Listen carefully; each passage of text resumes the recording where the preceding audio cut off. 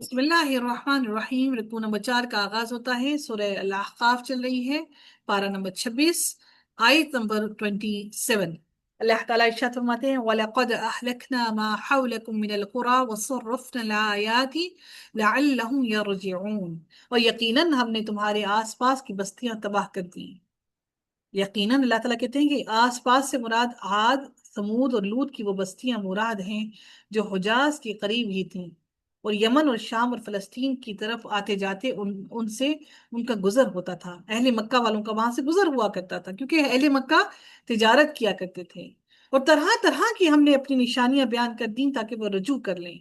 यानी हमने मुख्तलिफ अंदाज से, मुख्तलिफ तरीकों से, हर तरह से निशानियां दी, शायद कि ये तौबा कर लें। लेकिन ऐसा नहीं हुआ, वो तौबा की तरफ आए भी नहीं, वो रुजू उन्होंने किया ही नहीं। अल्लाह ताला ने फिर फरमाया, फलौला नसरहुमुल्लज़ीना इत्तखज़ू मिन दूनिल्लाहि कुर्बानन आलिहा। अल्लाह रब्बुल इज्जत ने फरमाया, बस कुर्ब इलाही हासिल करने के लिए उन्होंने अल्लाह के सिवा जिन जिन को अपना माबूद बना रखा था, उन्होंने उनकी मदद क्यों न की। यानी वो सारे उनको बचाते ना, वो समझते थे कि अच्छा, मैं आपको देखिए एक बात बताऊं कि जितने भी आज हम मुसलमान भी जो अल्लाह ताला के साथ, मैं शरीक ही कहूंगी कि उन्होंने कहा कि हम इससे मदद मांग लें, हम फलां से मदद मांग लें, फलां को पुकार लें। तो अगर वो इनको अच्छा, मैं एक वीडियो ये भी देख रही थी कि अब इंसान, मैं क्या बात कहूं कि सारी बस्ती सैलाब में तबाह होगी तो एक अलम बाकी, किसी के घर पर छत पर अलम रह गया, तो उसने कहा कि देखो अलम की निशा, अलम की ताकत देखो, कि अलम की वजह से ही घर तबाह होने से बच गए, बाकी सारे तबाह हो गए। कुछ लोगों ने क्या किया कि कुरान को पकड़कर, सैलाब का पानी चल रहा है तो कुरान को पकड़ के उसके आगे आगे भाग रहे हैं, यानी कि किनारे पर भाग रहे हैं, और कुरान को ऐसे सामने रखा हुआ है सैलाब के पानी के आगे, कि देखो जी, इस कुरान ने सैलाब के पानी को रोक लिया। मेरे प्यारे बहनों, मेरे प्यारे बच्चों, अल्लाह ताला ने इस कुरान को अमल करने के लिए भेजा है। हमें कुरान पर अमल करना याद नहीं रहा, कुरान के वास्ते देना याद रह गया। अल्लाह की जमीन पर, अल्लाह की बस्ती पर, अल्लाह की जमीन पर फसादी बनकर घूमेंगे, लड़ाई झगड़े करेंगे, कत्ल गारत करेंगे, बेजा खून बहाएंगे, एक दूसरे का माल हजब गजब कर लेंगे, ना हक एक दूसरे को कत्ल करेंगे, ना इंसाफी जमीन पर आम कर देंगे। तो अल्लाह ताला को किसी की परवाह नहीं, ना इस अलम की परवाह, ना अल्लाह को इसको, ना इस कुरान की परवाह।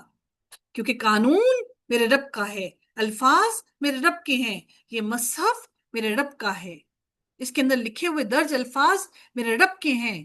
जब इन अल्फाज की किसी को वक़्त ही नहीं, जब इन अल्फाज की किसी के आगे कोई हैसियत ही नहीं, तो हम इनको, इस कुरान के अल्फाज को उठाकर किस तरह से अल्लाह ताला के अजाब से बच सकते हैं।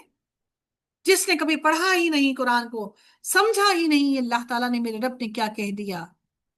बदकिस्मती से बहुत से लोग ऐसे भी हैं जो कुरान को पढ़ते हैं, समझते हैं, सब कुछ इल्म हासिल करते हैं, उसके बावजूद भी अमल नहीं कर पाते।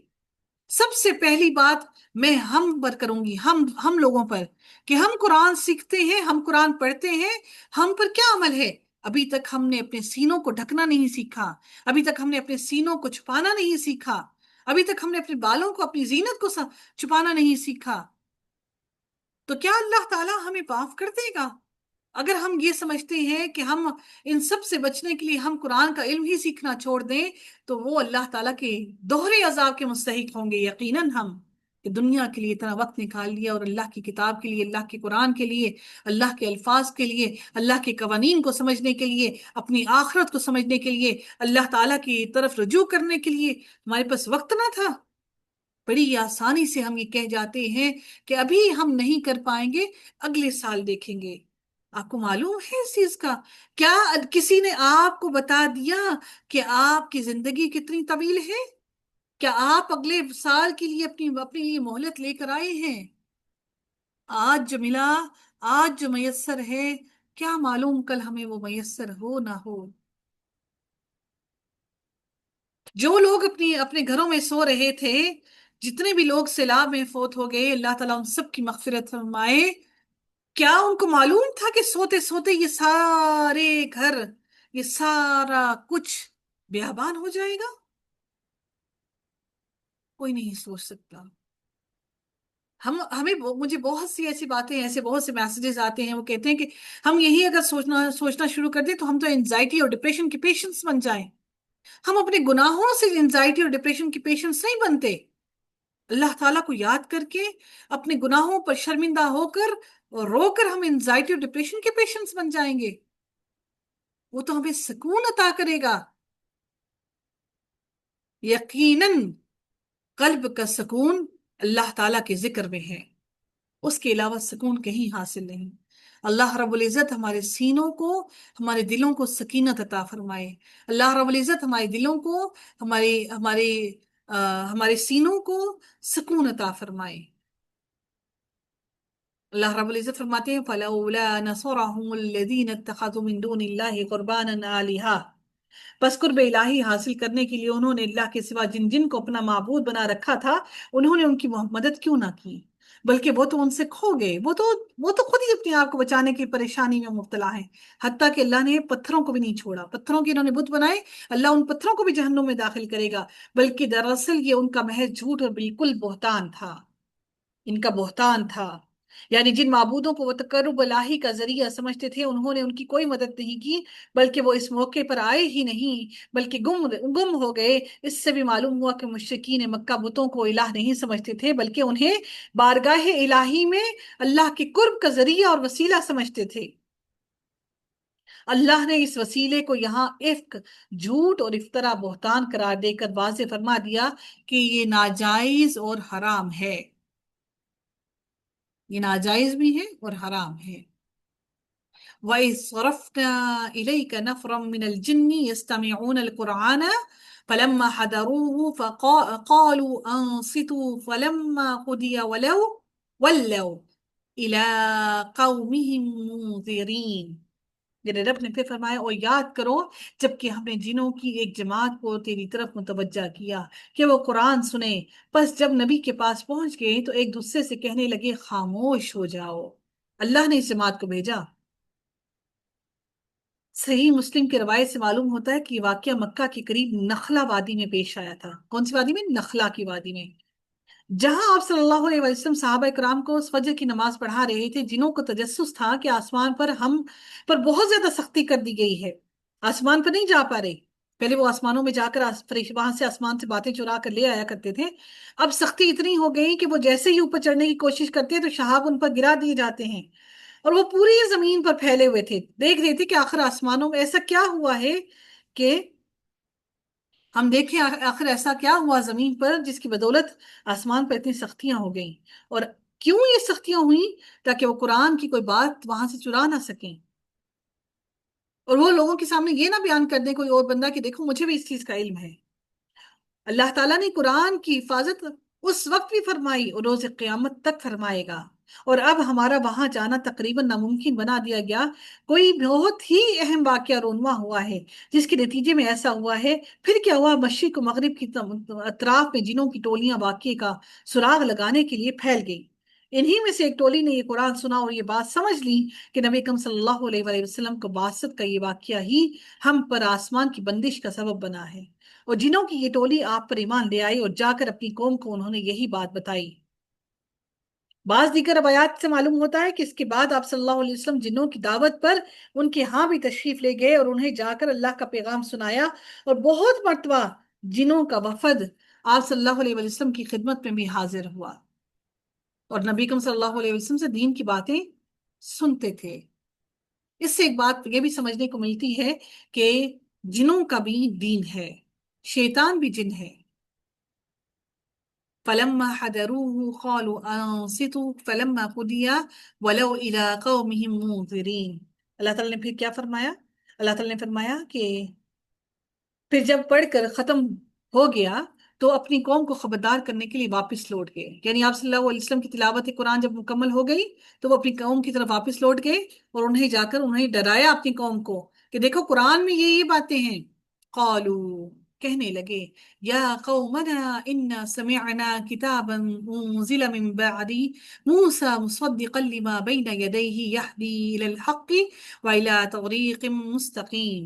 کہنے لگے اے ہماری قوم، ہم نے یقیناً وہ کتاب سنی ہے جو موسیٰ علیہ السلام کے بعد نازل کی گئی۔ اس کا مطلب اس سے پہلے وہ حضرت موسیٰ علیہ السلام کے دین پر تھے، جو اپنے سے پہلی کتابوں کی تصدیق کرنے والی ہے، جو سچے دین اور راہ راست کی طرف رہنمائی کرتی ہے۔ انہوں نے واضح جا کر بتا دیا۔ مسلمانوں سے، انسانوں سے تو یہ جن بہتر نکلے، کوئی لڑائی جھگڑا نہیں کیا، جا کے فوراً انہوں نے بتایا۔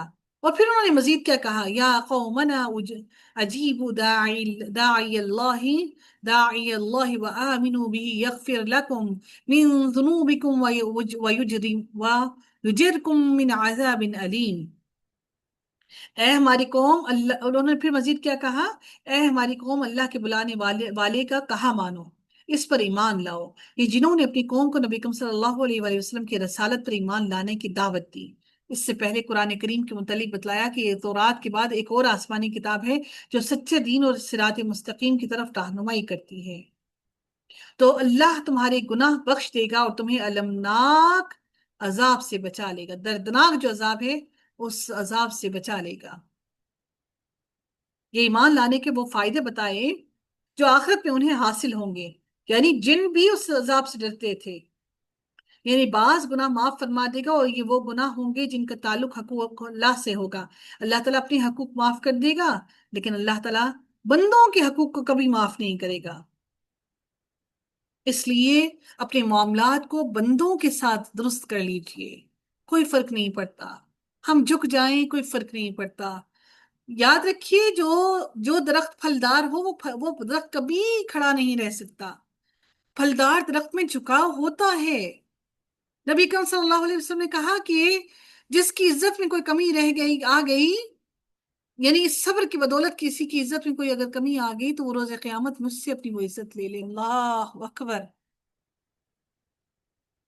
کیا مطلب کہ آپ کی عزت میں کوئی کمی نہیں آتی، لیکن میرا رب راضی ہوگا، میرا رب جس کا روب طاری کر دے، میرا رب جس کو عزتیں عطا کرے، اس کو کوئی ذلیل کر نہیں سکتا۔ ساری عزتیں، ساری رحمتیں، ساری تعریفیں صرف میرے رب کے لیے ہیں، ہم کچھ نہیں، ہم کچھ نہیں۔ وَمَن لَا يُجِبْ دَاعِيَ اللَّهِ فَلَيْسَ بِمُعْجِزٍ فِي الْأَرْضِ وَلَيْسَ لَهُ مِن دُونِهِ أَوْلِيَاءُ أُولَئِكَ فِي ضَلَالٍ مُبِينٍ۔ میرے رب نے مزید اگلی آیت میں ارشاد فرمایا، اور جو شخص اللہ کے بلانے والے کا کہا نہ مانے گا، بس وہ زمین میں کہیں بھاگ کر اللہ کو عاجز نہیں کر سکتا۔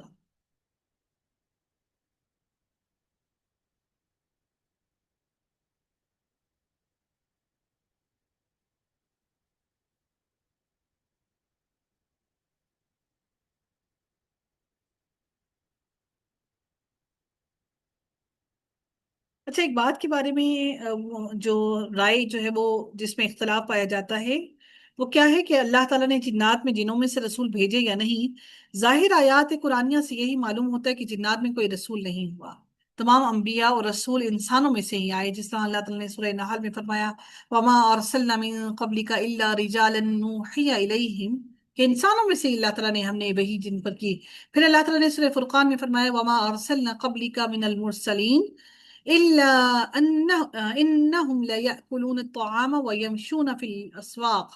ان آیات سے معلوم واضح ہوتا ہے کہ جتنے بھی رسول ہوئے ہیں وہ انسان تھے، اسی لیے رسول اللہ صلی اللہ علیہ وسلم جس طرح انسانوں کے لیے رسول تھے اور ہے، اسی طرح جنات کے رسول بھی آپ صلی اللہ علیہ وآلہ وسلم ہی ہیں، اور آپ صلی اللہ علیہ وآلہ وسلم کے پیغامات کو بھی جنات تک پہنچانے کا انتظام کیا گیا ہے، جیسا کہ قرآن کریم کی اس مقام سے ظاہر ہے کہ اللہ تعالیٰ نے یہاں یہ جنات آئے، انہوں نے قرآن مجید کو سنا اور پھر جا کر اپنی قوم میں سنایا۔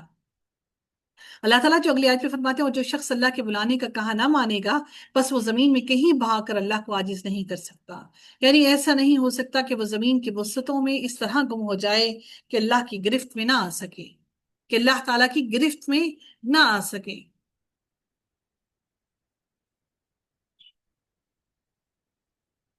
اللہ تعالیٰ پھر فرماتے ہیں کہ نہ اللہ کے سوا اور کوئی اس کے مددگار ہوں گے، یہ لوگ کھلی گمراہی میں ہیں۔ جو اسے اللہ کے عذاب سے بچا لیں، مطلب یہ ہوا کہ نہ وہ خود اللہ کی گرفت سے بچنے پر قادر ہے، نہ کسی دوسرے کی مدد سے ایسا ممکن ہے۔ اولم يروا ان اللہ الذي خلق السماوات والارض ولم يعي بخلقهن بقادر على ان يحيي الموتى بلى انه على كل شيء قدیر۔ اللہ تعالیٰ فرماتے ہیں کہ کیا وہ نہیں دیکھتے کہ جب جس اللہ نے آسمانوں اور زمین کو پیدا کیا اور ان کے پیدا کرنے سے وہ نہ تھکا، وہ یقیناً مردوں کو زندہ کرنے پر قادر ہے، کیوں نہ ہو، وہ یقیناً ہر چیز پر قادر ہے۔ یعنی کیا انہوں نے نہیں جانا کہ جو اللہ آسمانوں اور زمین کو بنانے پیدا کرنے پر طاقت رکھتا ہے، جن کی وسعت اور جن کی وسعت کی، اور جو اللہ تعالیٰ نے اتنا بڑا بنا دیا کہ ہماری حد نگاہ وہاں تک نہیں پہنچ سکتی، اللہ تعالیٰ اس سے بھی نہیں تھکا، کیا وہ مردہ لوگوں کو دوبارہ زندہ کرنے سے تھک سکتا ہے؟ یقیناً وہ اس چیز پر بھی قادر ہے کہ اللہ تعالیٰ تمام مردہ کو دوبارہ سے زندہ کرنے پر قادر ہے۔ اللہ تعالیٰ ہر کام کرنے پر قادر ہے، اس کے لیے صرف اتنا کہہ دینا ہی کافی ہے، کن فیکون۔ لیکن میرے رب نے انسان کو اپنے ہاتھ سے تخلیق کیا، باقی تمام چیزوں کو اللہ تعالیٰ نے جنوں کو، فرشتوں کو، زمین اور آسمان کو، تمام کائنات کے لیے صرف اتنا کہہ دیا کن فیکون، تو وہ ہو گیا۔ وَيَوْمَ يُعْرَضُ الَّذِينَ كَفَرُوا عَلَى النَّارِ، اللہ تعالیٰ نے پھر فرمایا وہ لوگ جنہوں نے کفر کیا جس دن جہنم کے سامنے لائے جائیں گے اور ان سے کہا جائے گا کہ کیا یہ حق نہیں ہے، تو جواب دیں گے کہ ہاں، قسم ہے ہمارے رب کی، حق ہے۔ اللہ فرمائے گا اب اپنے کفر کے بدلے عذاب کا مزہ چکھو۔ قَالَ فَذُوقُوا الْعَذَابَ بِمَا كُنتُمْ تَكْفُرُونَ، اپنے کفر کے بدلے، اس لیے وہاں اعتراف ہی نہیں کریں گے، بلکہ اپنے اس اعتراف پر قسم کھا کر اعتراف کریں گے، لیکن اس وقت کا یہ اعتراف کوئی فائدہ نہ دے گا، کیونکہ مشاہدے کے بعد اعتراف کی کوئی حیثیت نہیں ہوتی۔ آنکھوں سے دیکھ لینے کے بعد اعتراف نہیں تو کیا انکار کریں گے؟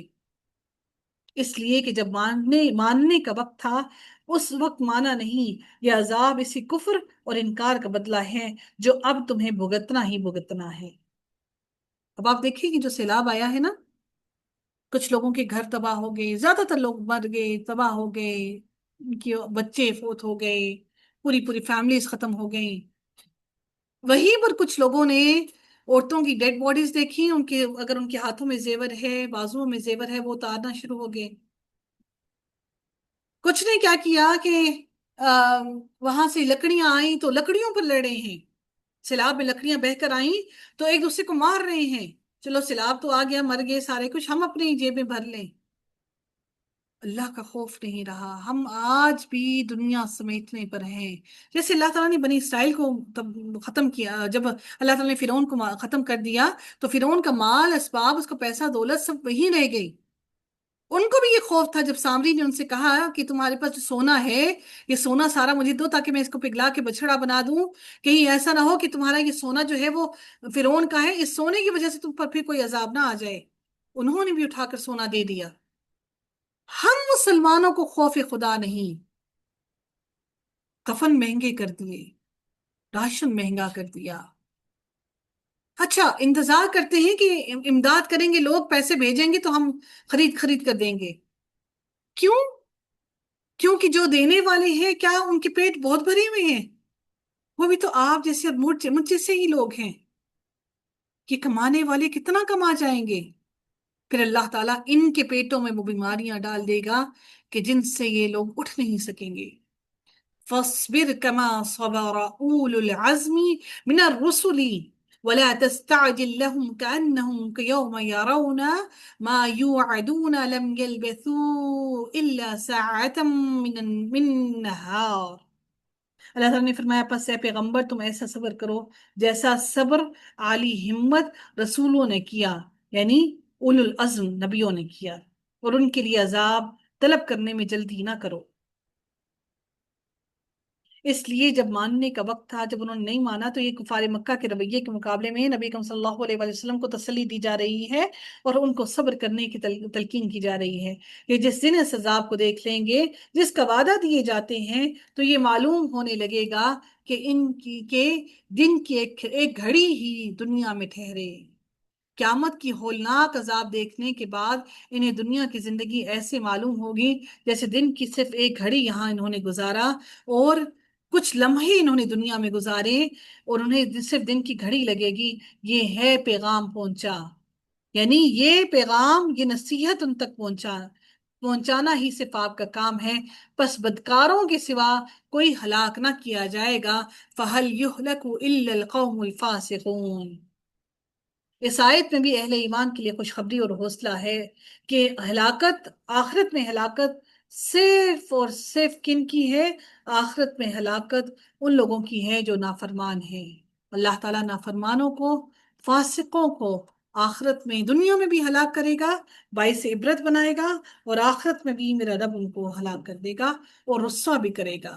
میرے رب سے دعا ہے کہ اللہ تعالیٰ ہم سب کو دنیا اور آخرت دونوں کی رسوائیوں سے محفوظ رکھے، اور میرا رب ہم سب سے راضی ہو جائے۔ ہماری گناہوں پر اللہ تعالیٰ دنیا میں بھی ہمارا مواخذہ نہ کرے، اپنی رحمتوں سے ہمیں معاف کر دے، اور آخرت میں بھی میرا رب ہمارے اعمال کو قبول کر کے اپنی رحمتوں سے، اپنی رحمتوں کے حصار میں ہمیں لے لے۔ اور روز قیامت جب کسی چیز کا سایہ نہ ہوگا تو میرے رب سے دعا ہے کہ اللہ تعالیٰ ہمیں اپنی عرش کے سائے تلے جگہ عطا فرمائے۔ وآخر دعوانا الحمد للہ رب العالمین، صلی اللہ تعالی علی خیرہ خلقہ اجمعین برحمتک یا ارحم الراحمین۔ سبحانک اللہم وبحمدک، نشہد ان لا الہ الا انت، نستغفرک ونتوب الیک۔ السلام علیکم ورحمۃ اللہ وبرکاتہ۔